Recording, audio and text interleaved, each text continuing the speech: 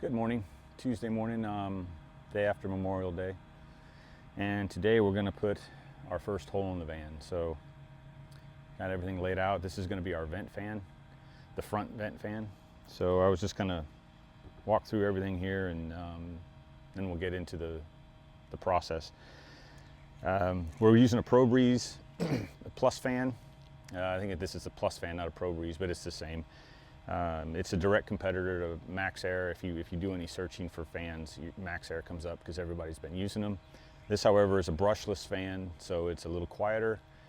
It has a little more, the MaxxAir is known for its sensitivity to voltage, and this one has more of a wider range, so it seems to be, it's getting really good reviews, and a lot of people actually are swapping out their MaxxAir for these. So this is where we're going. You know, it comes with all the things you need to, well, almost everything you need. This is the installation ring. This is actually what fits onto the top of the van. And then the fan itself sits here. Here's the fan. We'll keep that plastic on it until it's time to, you know, it's all in so we don't scratch it up. And then this is the inner ring. That's what you see inside the van. For turning it on and off. Of course, all the wire connections, this connection will be done later once we are connecting it to our electrical system. But these 3 plugs here correspond to the 3 plugs here. They're all sized. You can't mess them up.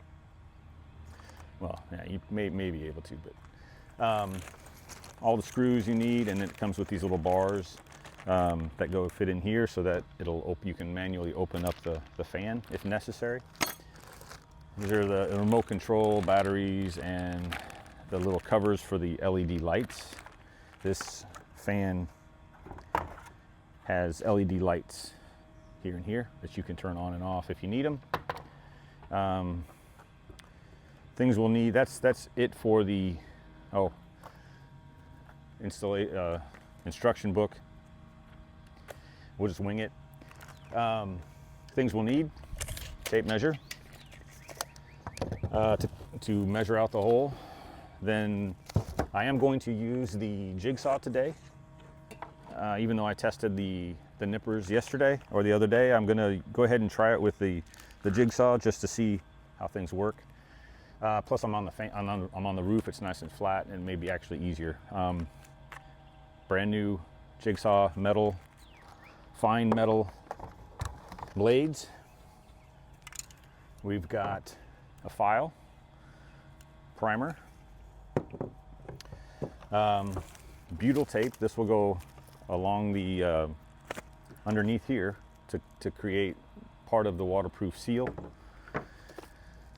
and then lap sealant. This goes over, after I've got this screwed down, this goes over the edges all the way around, and what this does is it just kind of oozes where it needs to be and helps reinforce that waterproof seal. This is the step bit that's going to get my first holes so I can get the blade in. First things first, I need to measure out where I'm going to cut. Blue painter's tape as well. I think that's the gist of it. This is the box it came in. Once I get everything measured out, I will tape this to the ceiling so it'll catch all the shards from the saw and as well as the plate when it falls out. Keep it all out, you know, so it doesn't get into the van. Okay, so I'm going to go ahead and pause the video here.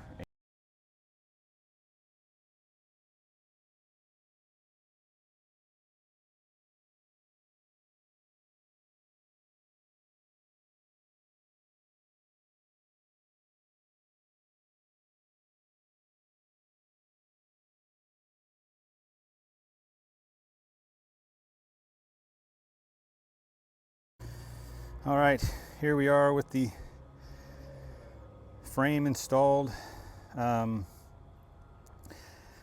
sure if this is always, maybe it's because it's the first time, but man, took a lot longer than I expected. Claudia, you want to show the inside? Just show the wood and everything that we've done.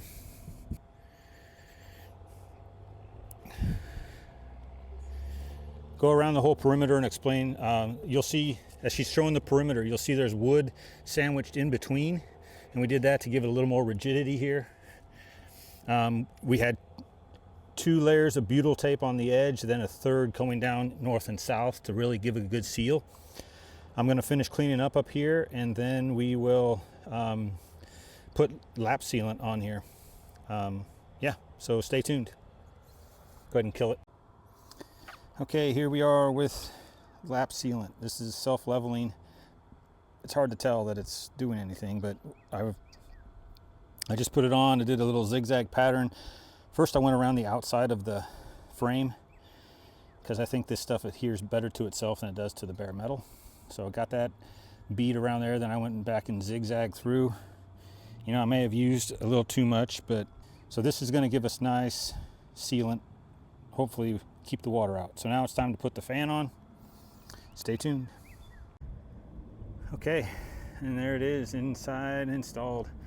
I don't know if you can see it, but right here there's a little lip. I'm going to come up later and do a little more lap seal or something there just to close that off. It looks to me like water would pool there. This may go down a little bit more. I'm not sure if this is closed all the way. And that would then probably take care of it, but just in case, I'm going to do that. And then I'm also going to do a water test this evening. Right now it is too hot to be up here anymore. The Texas sun is nice and bright. So I'm going to sign off for today. Well, I'm going to do a quick video on the inside of what it looks like, and then we're done for the day. Thanks. And this is what it looks like from the inside. It's obviously crooked. We haven't wired it together. We haven't done anything. I just wanted to get that cover on here. The ceiling will be in here somewhere too. So all of this will be hidden. These little screws bite into the frame, not only from the top, but also for your, if I can get my camera right, also for your shroud cover or whatever it's called. It has a little bug screen, or a blackout screen, and it has a built-in bug screen already. So yeah, that's the fan. We'll come out later today and do a water test. Make sure nothing leaks. All right, thank you. All right, I wanted to do a real quick recap. Yeah, that was quite a chore. The first issue was making sure the lines were straight and everything, because everything in that van is crooked. So what should have been real quick just to put together a 14-inch square, 14 by 14 square, that took probably, I don't know, 30 minutes. Once we got it going and it seemed like everything was going well, the jigsaw, every time I tried to cut using the metal blade, the blade would pop out.